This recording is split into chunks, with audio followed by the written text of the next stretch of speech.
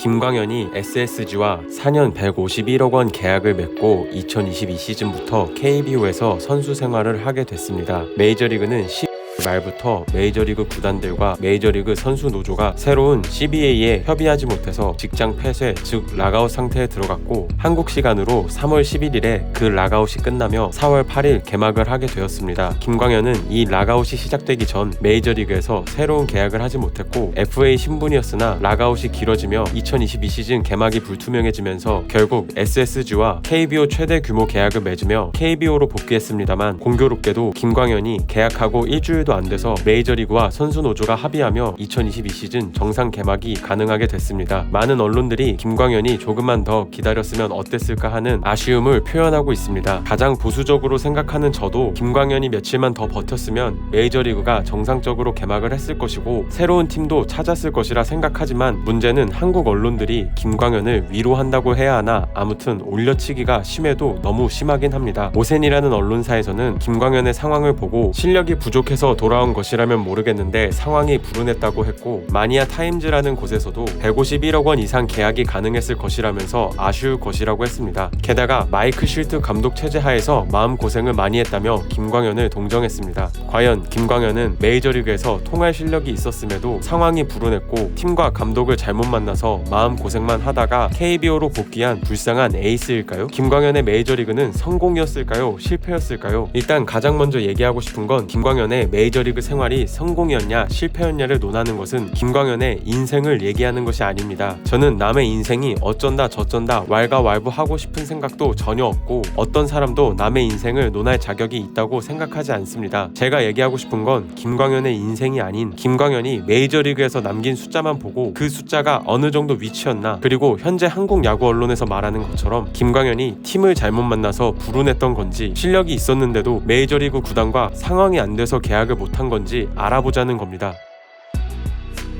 김광현의 상황은 불운했습니다. 2020 시즌이 첫 시즌인데 메이저리그 역사에 전무후무한 팬데믹 역병으로 인한 정규 시즌 개막 연기 및 60경기 단축 시즌이었고 그 비율만큼 연봉도 적게 받게 되었고 무엇보다 세인트루이스 팀은 시즌 중에 코로나19 확진자가 나와서 60경기도 제대로 치르지 못했습니다. 2년 계약이 끝나고 나서는 오프시즌에 락아웃이라는 또 전례가 얼마 없는 상황이 펼쳐져서 계약하는데 어려움을 겪었습니다. 즉 현재까지만 보면 2020년에 계약 첫 시즌이고 2021 시즌이 끝나고 2022 시즌에 FA가 되는 모든 선수들이 순탄하지 못했던 건데 김광현이 하필 여기에 해당하는 겁니다. 하지만 김광현이 불운한 건 맞지만 불행했나? 그건 아닙니다. 김광현에게는 미국 본토 선수들에게는 없는 돌아갈 곳이라는 게 있었습니다. 돌아갈 곳은 바로 KBO SSG 랜더스입니다. 심지어 SSG에서는 KBO 역대 최고 규모로 계약을 제시했습니다. 결론을 내리자면 2020년에 계약 첫 시즌 2022 시즌에 FA가 되는 메이저리그 선수 중에 락아웃 이전에 소속팀을 찾지 못한 선수들 중 가장 운이 좋은 선수는 김광현이었습니다. 다만 며칠만 버텼어도 김광현이 메이저리그에서 새로운 팀과 계약을 할 수는 있었으니 그 점은 아쉬울 수도 있습니다. 그러나 메이저리그 구단과 계약을 했어도 4년 151억 원 규모, 달러로 환산하면 1225만 달러 규모로 계약을 할 수 있었을까요?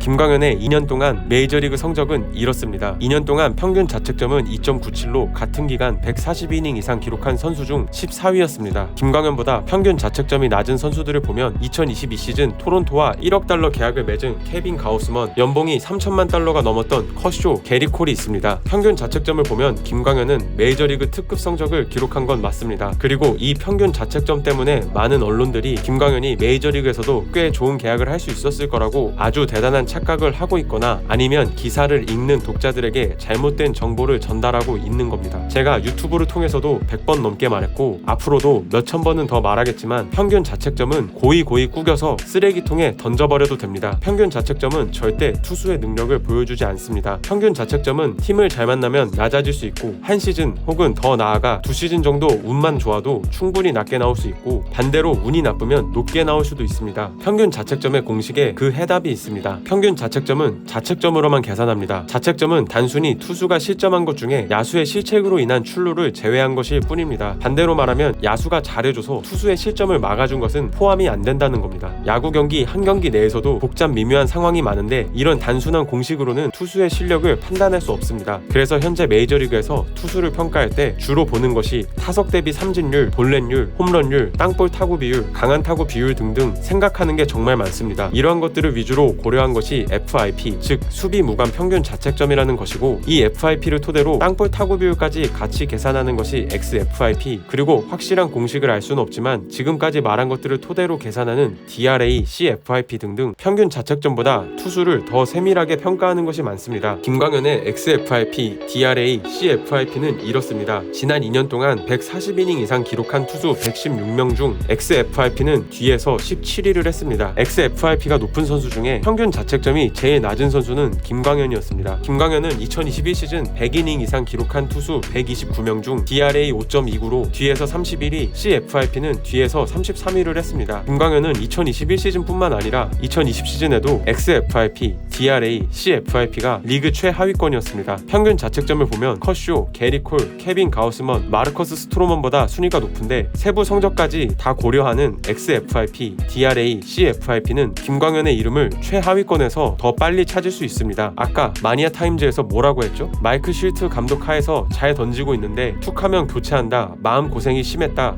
메이저리그 감독들이 모두 합리적인 선택을 하는 건 아닙니다만 감독이 잘하고 있는 선수를 교체할 정도로 수준이 낮지 않습니다. 그냥 김광현이 리그 최하위권이었던 겁니다. XFIP, DRA, CFIP 같은 어려운 얘기 말고 김광현의 삼진만 봐도 답이 나옵니다. 김광현의 삼진율은 17.2%로 지난 2년간 140이닝 이상 기록한 투수 116명 중 뒤에서 8위였습니다. 김광현은 삼진만 못 잡는 투수가 아니었습니다. 볼넷 허용률도 리그 평균보다 높았고 리그 평균 대비 삼진 볼넷 비율은 102 평균이라고 했을 때 78을 기록 116명 중 뒤에서 9위였습니다. 즉 삼진을 많이 잡고 볼넷을 적게 주는 능력으로만 봤을 때 지난 2년 동안 꾸준히 출장했던 투수 중에 김광현보다 못했던 투수는 10명도 안 된다는 얘기입니다. 김광현의 우타자 상대 성적은 더 처참합니다. 김광현의 지난 두 시즌 우타자 상대 성적은 이렇습니다. 지난 2년간 우타자를 상대로 100이닝 이상 기록한 투수 79명 중 XFIP는 뒤에서 12위, 삼진율 14.6%는 뒤에서 4위, 삼진 볼넷 비율은 뒤에서 3위였습니다. 좌투수가 상대적으로 우타자한테 약하다는 점을 감안하더라도 김광현은 지난 2년 동안 꾸준히 나온 투수들 중에 우타자 상대로 삼진 볼넷 비율이 가장 최악, 우타자 상대 성적도 좌투수들 중에서도 가장 최악이었고 우타자 상대 성적이 전체적으로 리그 최하위권이었던 투수였습니다.